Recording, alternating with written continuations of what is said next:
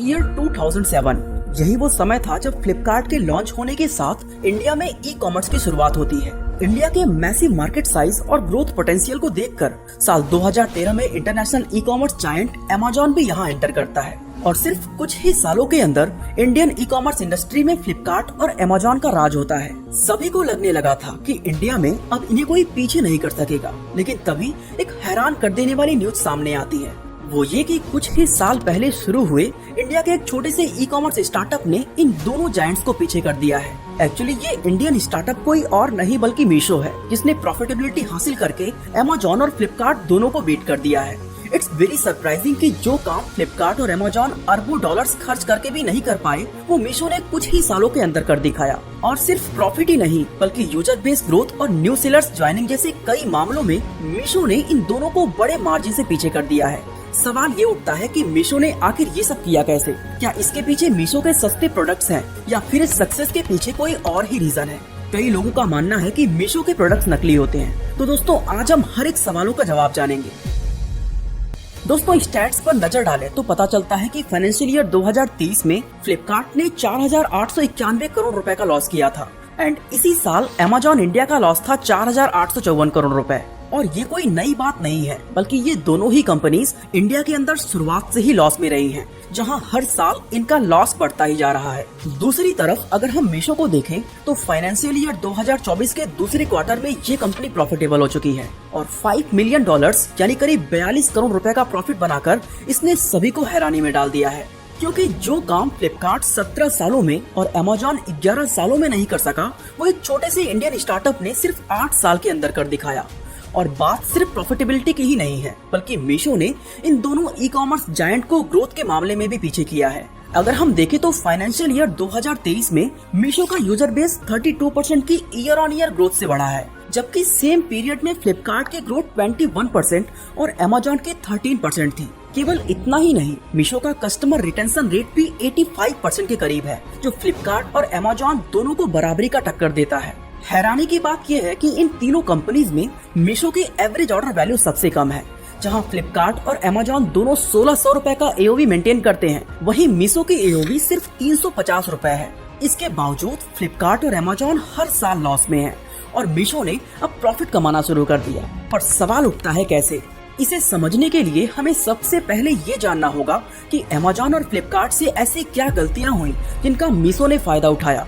असल में दोस्तों शुरुआत से ही अमेज़न और फ्लिपकार्ट दोनों ने अपना पूरा फोकस टियर 1 सिटीज पर रखा था और एक हद तक ये सही भी था, क्योंकि बड़े शहरों में लोगों की परचेजिंग पावर ज्यादा होती है। यहाँ के लोग नई और महंगी चीजें ट्राई करने से नहीं कतराते। वहीं छोटे शहरों व गांव कस्बों की तुलना में बड़े शहरों के अंदर लॉजिस्टिक्स की सुविधा भी बेहतर होती है। ऐसे में फ्लिपकार्ट और अमेज़न जब इंडिया के अंदर ऑनलाइन शॉपिंग की शुरुआत कर रहे थे, तो जाहिर सी बात है कि ये शुरुआत बड़े शहरों से ही होनी चाहिए थी। लेकिन यहाँ पर वो एक इम्पोर्टेंट पॉइंट को मिस कर गए।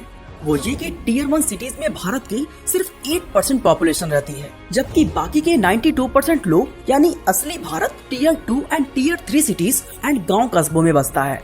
और बात सिर्फ ऑनलाइन शॉपिंग करने वाले कस्टमर्स की ही नहीं थी, बल्कि इस 92% में जो करोड़ों small to medium size businesses यानी एसएमईज आते हैं, वो भी इंडिया के ई कॉमर्स रिवॉल्यूशन का पार्ट बनने से कोसों दूर थे।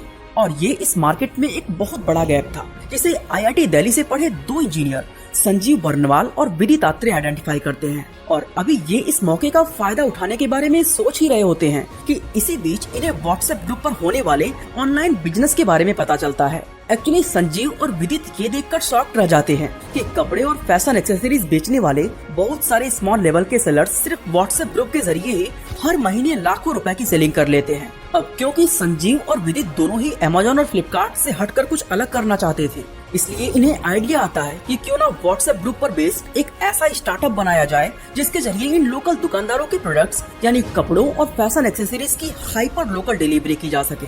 और इसी विजन के साथ ये अपना पहला स्टार्टअप शुरू करते हैं, जिसका नाम होता है फैशनियर।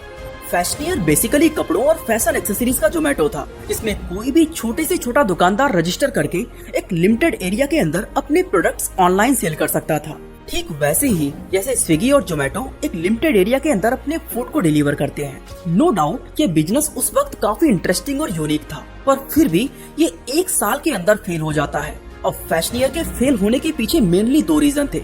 पहला ये कि इसमें मार्जिन तो ना के बराबर था, जबकि लॉजिस्टिक कॉस्ट काफी ज्यादा होता था, और दूसरा था डिमांड का ना होना। आप खुद सोचिए कि कोई भी इंसान किसी लोकल शॉप से अनब्रांडेड प्रोडक्ट ऑनलाइन क्यों ही खरीदेगा, जबकि वो खुद उस दुकान पर जाकर उस कपड़े को ट्राई करके और नेगोशिएट करके कम कीमत में खरीद सकता है।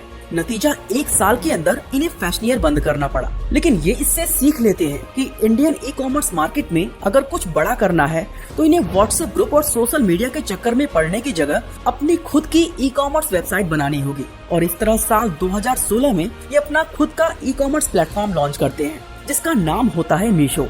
मीशो की स्टार्टिंग भले ही थोड़ी स्लो होती है, पर धीरे धीरे ये रफ्तार पकड़ने लग जाती है, क्योंकि जहां पहले फाइनेंशियल ईयर में इसका रेवेन्यू सिर्फ 1 करोड़ 21 लाख रुपए था, वो लॉन्च होने के मात्र 5 साल के अंदर अप्रैल 2021 में यूनिकॉर्न का दर्जा हासिल कर लेता है। आज की बात करें तो मीशो के पास 12 करोड़ मंथली एक्टिव यूजर्स हैं। साथ ही फ्लिपकार्ट व अमेज़न दोनों को पीछे करके ये इंडिया का fastest growing e commerce platform बन गया है। और ये सब मुमकिन हो पाया संजीव और विदित के सिर्फ एक डिसीजन की वजह से, जो था अपनी खुद की वेबसाइट बनाना। क्योंकि खुद के वेबसाइट से बहुत सारे फायदे होते हैं, जैसे इससे आपके बिजनेस को एक आइडेंटिटी मिलती है और आप अपनी स्टोरी को अच्छे से एक्सप्रेस कर पाते हैं, जिससे ब्रांड बिल्डिंग में हेल्प होती है। इसके अलावा वेबसाइट के होने से आपकी रीच बहुत ज्यादा बढ़ जाती है। इसकी हेल्प से आप सिर्फ अपने आसपास के लोकल एरिया में ही नहीं, बल्कि पूरे देश और इवन पूरी दुनिया के कस्टमर्स तक पहुंच सकते हैं। जैसे ही उन्होंने मीशो को लॉन्च किया तो इनके लिए पूरे इंडिया की मार्केट ओपन हो गई। खुद की वेबसाइट आपके बिजनेस को स्केल करने और लीड्स जनरेट करने में बहुत ही अहम रोल निभाती है। पर सवाल ये उठता है कि जो काम फ्लिपकार्ट और अमेज़न जैसे जायंट्स अब तक नहीं कर पाए, वो मीशो ने आखिर कैसे कर दिखाया। दोस्तों, इसके पीछे मीशो के 5 यूनिक स्ट्रेटजीज हैं। एक्चुअली मीशो की इस जबरदस्त सक्सेस का सबसे बड़ा राज है इसकी 0% कमीशन पॉलिसी। यानी मीशो अपने सेलर्स से कोई भी कमीशन चार्ज नहीं करता है, और ये काफी हैरानी वाली बात है, क्योंकि फ्लिपकार्ट एंड अमेज़न हर एक बिकने वाले प्रोडक्ट्स पर भारी भरकम कमीशन चार्ज करते हैं। ये कमीशन प्रोडक्ट्स और अलग अलग कैटेगरीज के हिसाब से डिपेंड करती है। पर एक रफ आइडिया भी लेकर चले तो कमीशन एंड फिक्स्ड फीस और इन दोनों पर लगने वाले जीएसटी को मिलाकर अमेज़न करीब 30% और फ्लिपकार्ट 40% के अराउंड चार्ज करता है। इसका मतलब ये है कि एज ए सेलर अगर आप इनमें से किसी भी प्लेटफॉर्म पर 300 रुपए का कोई प्रोडक्ट लिस्ट करते हैं तो उस पे अमेज़न पर आपको उसके 210 रुपए और फ्लिपकार्ट पर सिर्फ 180 रुपए ही रिसीव होते हैं। इसके बाद रिटर्न्स पर लगने वाला शिपिंग चार्ज और रिटर्न के दौरान होने वाले डैमेज प्रोडक्ट का नुकसान भी आपको ही उठाना पड़ता है। यही वजह है कि अमेज़न और फ्लिपकार्ट पर एक प्रॉफिटेबल सेलर बनना हद से ज्यादा मुश्किल हो जाता है। और इसीलिए मीशो के आने से पहले लाखों छोटे व्यापारी चाहकर भी ऑनलाइन सेलिंग नहीं कर पाते थे,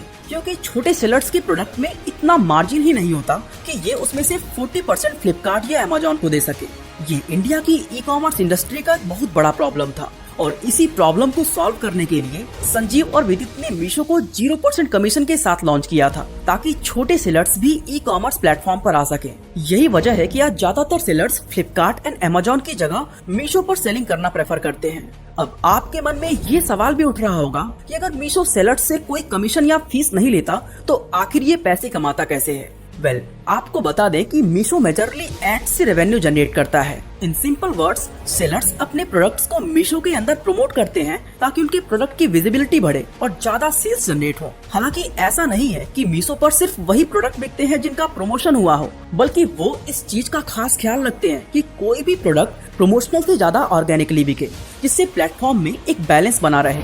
अब 0 कमीशन का फायदा देखकर सेलर्स तो मीशो पर आ गए, पर कस्टमर्स का क्या। दोस्तों, मीशो पर कस्टमर्स के आने का एक ही मेन रीजन है, वो ये कि यहाँ पर चीजें सस्ती मिलती हैं। एक रिपोर्ट के अकॉर्डिंग मीशो के प्रोडक्ट्स दूसरे ई कॉमर्स प्लेटफॉर्म की तुलना में 30% तक सस्ते होते हैं, और यही मीशो के सक्सेस का दूसरा सबसे बड़ा रीजन है। अब आपके मन में भी ये सवाल जरूर आ रहा होगा कि मीशो के प्रोडक्ट्स इतने सस्ते क्यों होते हैं। एक्चुअली इसकी भी वजह 0% कमीशन पॉलिसी ही है। चलिए आपको एक एग्जांपल से समझाते हैं। मान लो कि मोहन नाम का एक सेलर है जो वॉलेट बेचता है, और इसकी एक वॉलेट की कॉस्ट इसे 200 रुपए पड़ती है।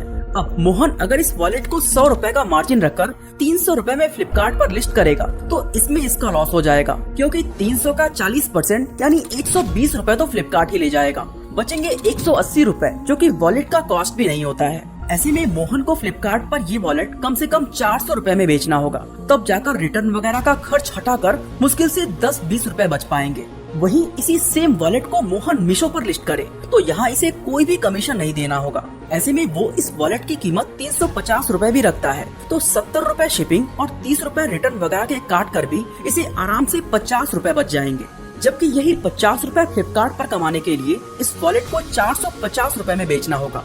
यही वजह है कि अमेजॉन और फ्लिपकार्ट पर मिलने वाले काफी सारे सेम प्रोडक्ट्स मीशो पर 100 से 150 रूपए तक सस्ते होते हैं। और यकीन मानिए कि ये 100 रूपए भारत के मिडिल क्लास और लोअर मिडिल क्लास लोगों के लिए बहुत ज्यादा मायने रखता है, क्योंकि भारत एक ऐसा देश है जहाँ के 90% लोगों की मंथली इनकम 25,000 रूपए से भी कम है। यही वजह है कि थोड़े से पैसे बचाने के लालच में आज करोड़ों लोग ऑनलाइन शॉपिंग सिर्फ मीशो से ही करते हैं, जिसकी वजह से मीशो का यूजर बेस बहुत ही तेजी से बढ़ता जा रहा है। मीशो के इस सक्सेस का तीसरा रीजन है फास्टर सेटलमेंट्स। दोस्तों, मीशो पर सिर्फ कस्टमर्स ही नहीं बढ़ रहे, बल्कि सेलर्स भी इस प्लेटफॉर्म को बहुत ही तेजी से अपना रहे हैं। बता दें कि इस वक्त मीशो पर 15 लाख से ज्यादा सेलर्स हैं, जिसमें से 7 लाख नए सेलर्स सिर्फ 2023 में जुड़े, जो कि बहुत बड़ा नंबर होता है, क्योंकि सेम ईयर 2023 में अमेजॉन और फ्लिपकार्ट दोनों पर लगभग 3 लाख नए सेलर्स ने साइन अप किया था, जो मीशो के आधे से भी कम होता है। इसका तीसरा सबसे बड़ा रीजन है मीशो की पेमेंट साइकिल। अगर हम अमेजॉन की बात करें तो इसकी पेमेंट साइकिल 14 डेज की है, यानी अमेजॉन कोई भी प्रोडक्ट बिकने के बाद अपने सेलर्स को हर 14 दिन में पे करता है, और इसमें भी एक्स्ट्रा 5 से 7 दिन क्लियरेंस का टाइम लगता है। इसका मतलब ये हुआ कि अमेजॉन के सेलर्स को करीब 21 दिन के बाद जाकर पैसे रिसीव होते हैं, जबकि मीशो अपने सेलर्स को शुरुआत से ही 7 दिन में पे करता आ रहा है। अब आप सोच रहे होंगे कि ये इतनी भी बड़ी बात क्या है, क्योंकि पेमेंट चाहे 21 दिन में मिले या 7 दिन में, पेमेंट तो पेमेंट है। दोस्तों, अगर आप एक सेलर के नजरिए से देखें तो 21 और 7 दिन में बहुत बड़ा फर्क है।